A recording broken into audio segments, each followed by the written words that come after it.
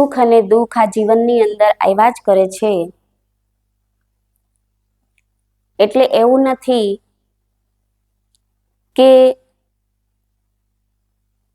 દુઃખ હોય ત્યારે જ માણસને ભક્તિ કરવાની અને સુખ હોય ત્યારે ભક્તિને ભૂલી જવાની.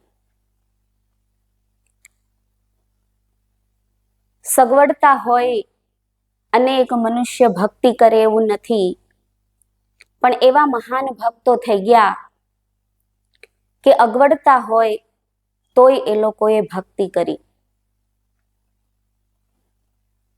અને એ લોકોએ આપણને એક શીખ આપી, સુખ જબ भी आता है कुछ लेकर जाता है, सुख जब भी आता है कुछ लेकर जाता है, दुख जब भी आता है कुछ देकर जाता है, फिर भी ये मानव क्यों सुख को ही चाहता है, फिर भी ये मानव क्यों सुख को ही चाहता है. કે સુખ જ્યારે જીવનની અંદર આવ્યું તે કંઈક ને કંઈક લઈને જાય છે. શું લઈને જાય છે? કે જ્યારે માણસ સુખી હોય તો કહેવત છે કે સુખમાં આવે સોની યાદ.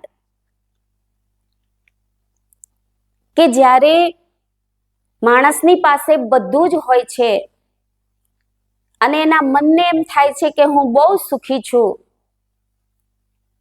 ત્યારે એ જે અસલી વસ્તુ છે, પરમ તત્વ છે, એનાથી એ દૂર જતો જાય છે. જ્યારે જીવનની અંદર દુઃખ આવે છે ત્યારે માણસ ઈશ્વરને યાદ કરે છે. તમે અનુભવ્યું હશે કે મનને જ્યારે એમ થાય કે મારી પાસે આ વસ્તુ નથી, આ વસ્તુ નથી, ત્યારે માણસ દુઃખી થઈ જાય છે. મનની આકાંક્ષાઓ પૂરી ન થાય એટલે માણસ દુઃખી થઈ જાય છે. અને જ્યારે દુઃખી થાય તો એને ઈશ્વરની જ યાદ આવે છે. અને એટલે માં કુંતાએ ભગવાન શ્રી કૃષ્ણને કીધું કે પ્રભુ, તમારે અગર મને આપવું જ હોય તો મને દુઃખ આપો. ભગવાન કહે છે કે દુઃખ શું કામ માંગો છો? ત્યારે માં કુંતા કહે છે કે દુઃખમાં જ હું તમને યાદ કરીશ. દુઃખમાં જ એ વસ્તુ હોય છે કે એક જીવ ઈશ્વરને યાદ કરે છે. એટલે મને દુઃખ જોઈએ છે. પણ આજે આપણે એ નથી સમજી શકતા. આપણને કેવલ સુખ અને સુખ જોઈએ છે. કયું? બાહરિક સુખ. જે ક્ષણિક સુખ કીધું છે અને સમાપ્ત થવા વાળું સુખ છે. આજે જીવ એ સુખને ચાહે છે. અને એ સુખ ઈશ્વર એમ કહે છે, સંતો એમ કહે છે કે જ્યારે જીવનની અંદર આવશે એટલે જીવનમાંથી કંઈક લઈને જશે, અને દુઃખ જીવનની અંદર આવશે ત્યારે કંઈક દઈને જશે. કારણ કે સુખમાં આપણને માયા યાદ આવે છે અને દુઃખમાં ઈશ્વર યાદ આવે છે. છતાં પણ મનુષ્ય સુખને જ ચાહે છે. કેટલી સગવડતા જીવનની અંદર, ઘરની અંદર હોય છે, છતાં પણ મનુષ્ય હંમેશા સુખની પાછળ જ દોડે છે. પણ કીધું કે એવા મહાન ભક્તો થઈ ગયા કે જેના જીવનમાં ખૂબ અગવડતા હતી. આજે એવા મનુષ્ય છે કે કોઈને કોઈ પ્રકારે એને કોઈને કોઈ દુઃખ હોય છે, એટલે એ ભગવાનથી, ભક્તિથી દૂર ભાગે છે. પણ તમારે આમાંથી નક્કી કરવાનું છે કે તમારું જીવન કેવું છે. નરસિંહ મહેતા જેવું છે? તમારું જીવન એક નાથ જેવું છે કે તમારું જીવન સંત તુકારામજી જેવું છે. કોની જેવું તમારું જીવન છે એ તમારે નક્કી કરવાનું છે. આ લોકોના જીવન અલગ અલગ હતા, પણ બધાએ ભક્તિ તો એકની જ કરી, એ મૂકી નથી. નરસિંહ મહેતાનું જીવન આપણે જોઈએ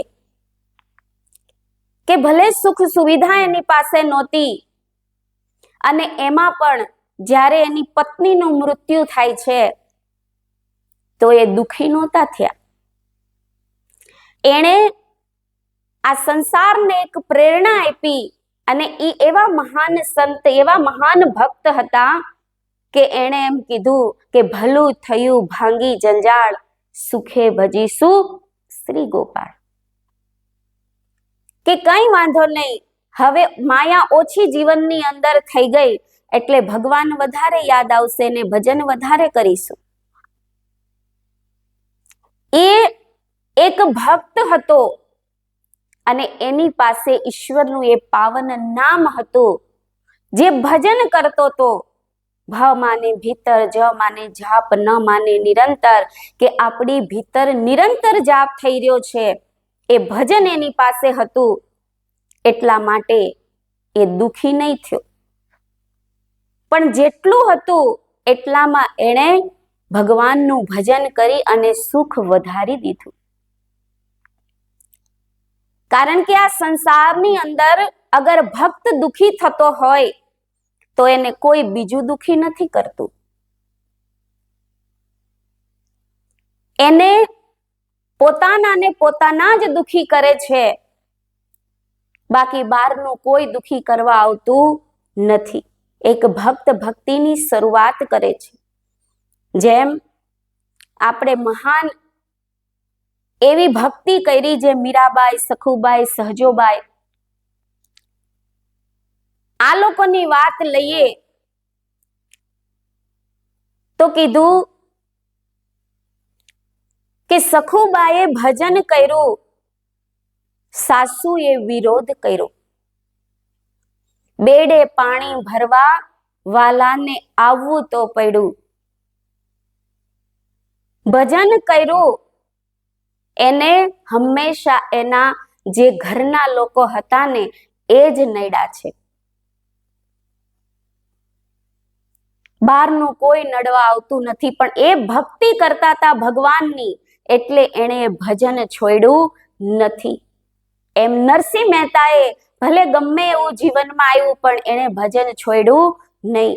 એકનાથજી મહારાજ કે એની પત્ની ખૂબ સારી હતી, એટલે એ ભગવાનને પ્રાર્થના કરે છે કે હે પ્રભુ, ખૂબ ખૂબ તમારો આભાર કે તમે મને ખૂબ સારી પત્ની આપી છે, જે ખુદ પણ ભજન કરે છે, મને પણ કરવા દે છે, ખુદ સેવા કરે છે, મને કરવા દે છે. સત્સંગ, ભજન, સેવા બંને પતિ પત્ની જ્યારે ઘરની અંદર કરે છે ત્યારે એ ઘર નહીં, ત્યાં ઘરમાં સ્વર્ગ બની જતું હોય છે. એટલે એકનાથજી મહારાજ કહે છે, ભગવાન તમારો ખૂબ ખૂબ આભાર કે મને આટલી સરસ પત્ની આપી છે. પણ ત્યાં સંત તુકારામજી એણે એવી ભક્તિ કરી કે આજે એનું નામ ઇતિહાસમાં છે.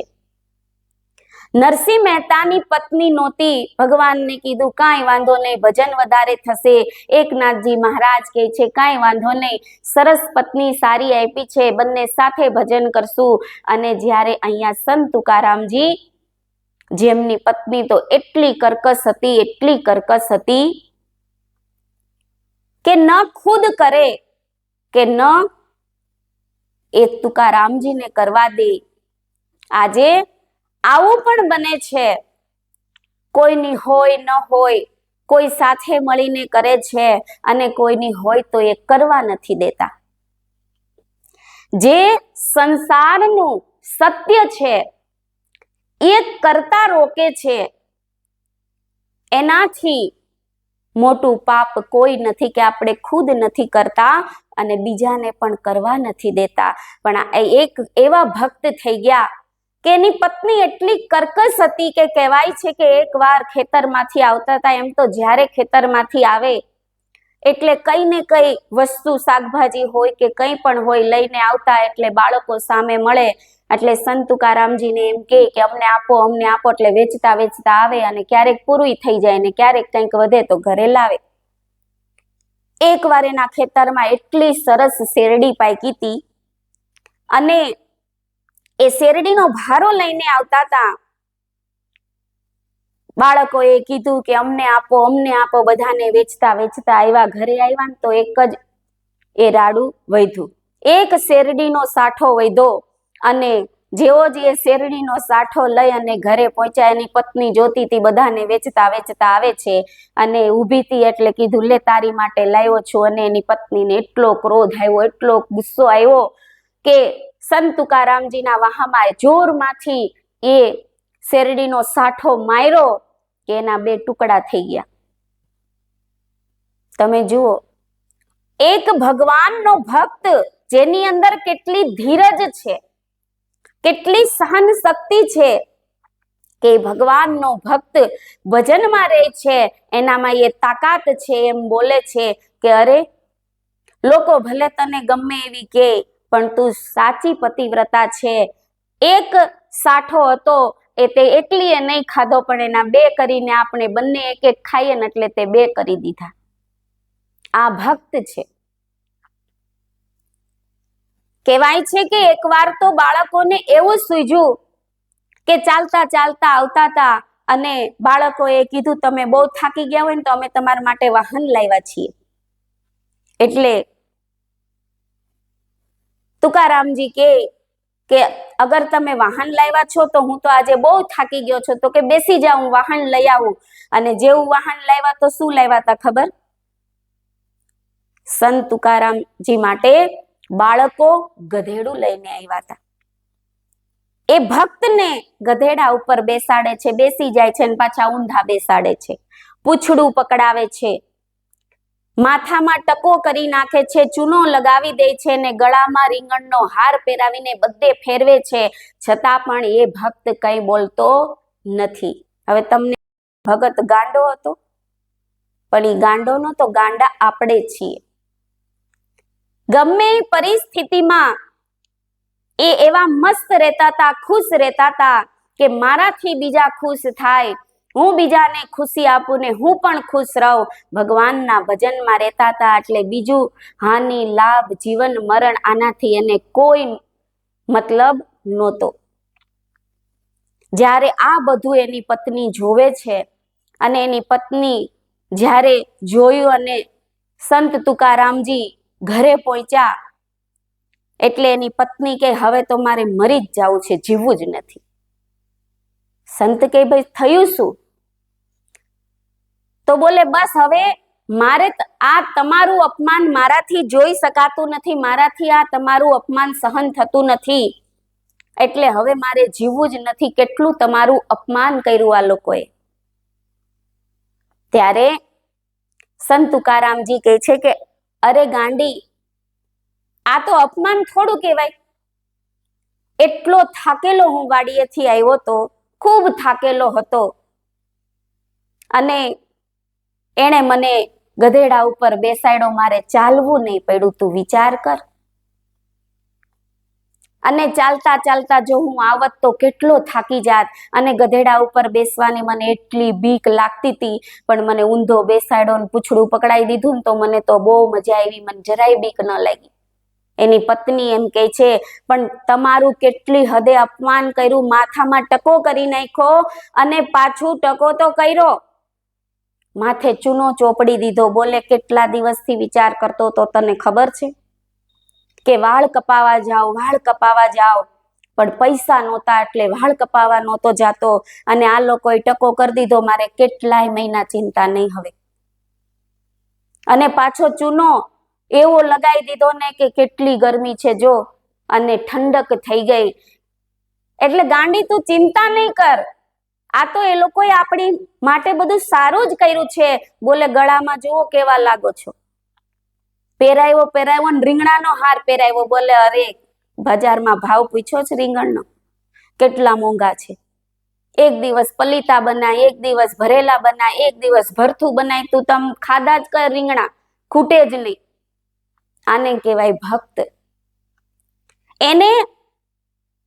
એનું અપમાન છે કે માન છે એની કોઈ પડેલી નથી.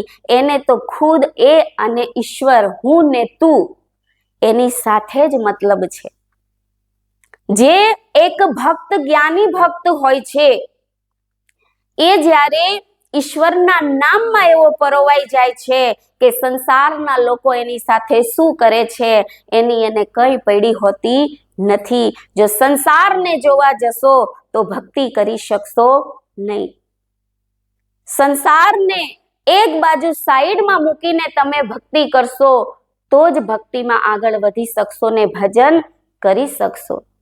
આવા મહાન ભક્તો થઈ ગયા કે જે આપણને જીવનની અંદર પ્રેરણા આપે છે કે તમે કાંઈક તો કરો.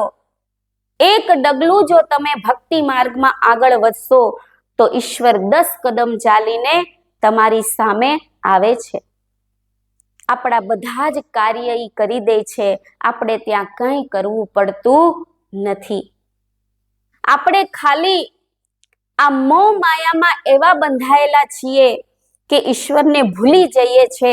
કોઈ એવી ઠોકર વાગે છે અને આપણને ઈશ્વર યાદ આવી જાય, પણ યાદ આવે તો, બાકી દોષ દેવામાં રહેશું તો આપણે ઈશ્વરની ભક્તિ કરી શકશું નહીં.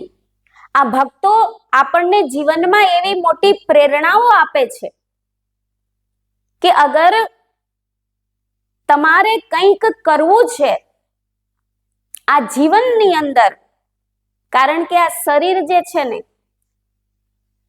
એ મહાન ભક્તોએ એના જીવનની સાર્થકતા પ્રાપ્ત કરી લીધી. આજે આપણે એ લોકોના દાખલા દ્રષ્ટાંત આપી અને આપણા જીવનની અંદર ઉતારી આપણને મહાન બનાવીએ છીએ. એ લોકોએ એના જીવનને કેટલું મહાન બનાવ્યું. જુઓ, શરીરને સંતોએ ઉપમા આપી છે કે શરીર એક દુકાન છે.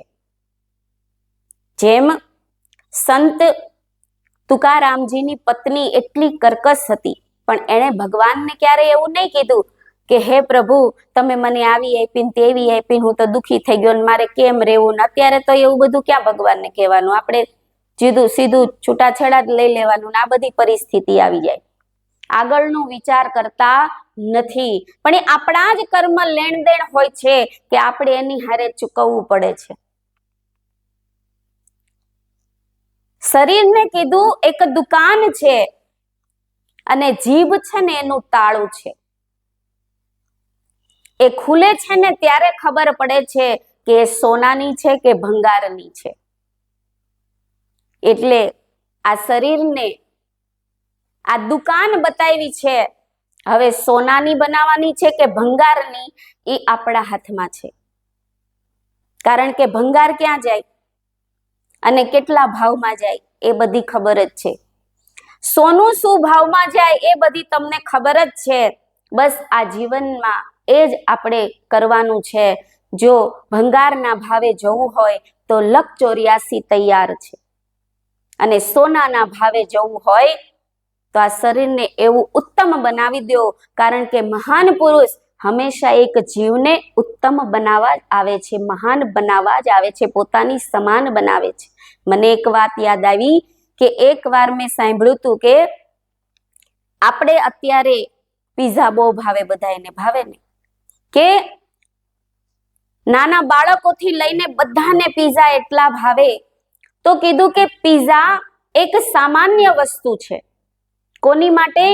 કે ઇટલીમાં જ્યારે ગરીબ લોકો હતા એ લોકો મેંદાના લોટની રોટલો બનાવે અને એની ઉપર એની પાસે જે શાકભાજી હોય એ શાકભાજી નાખીને ખાઈ લે. આવી રીતે ખાતા ગરીબમાં ગરીબ લોકો આ વસ્તુ ઇટલીમાં ખાઈ શકતા. જેમ આપણા કહેવાય કે મહારાષ્ટ્રનું એક છે પાઉંવડા, જે ગરીબમાં ગરીબ વ્યક્તિ પાઉંવડું ખાઈ શકે. એવી રીતે ઇટલીમાં પીઝા જે વસ્તુ છે એ ગરીબમાં ગરીબ વ્યક્તિ ખાઈ શકતો. પણ ત્યાંની જે રાણી, ક્વીન રાણીએ એકવાર એવું કીધું કે આપણા દેશમાં જે ગરીબમાં ગરીબ વ્યક્તિ ખાય છે ને એ વસ્તુ મારે આજે ખાવી છે. એટલે બધા લોકો એની માટે એ પીઝા લઈને આવે છે અને કહે છે કે લો, આ પીઝા ગરીબમાં ગરીબ લોકો એને ખાય છે. હવે જ્યારે એ રાણી ક્વીને એ પીઝા ખાધા તો એને એટલા બધા ભાવે છે, એટલા બધા ભાવે છે કે એણે એ રાણીને ભાવ્યા એટલે આજે એ પીઝા સામાન્ય હતા. જે વસ્તુ સામાન્ય હતી એ એટલી મહાન થઈ ગઈ છે.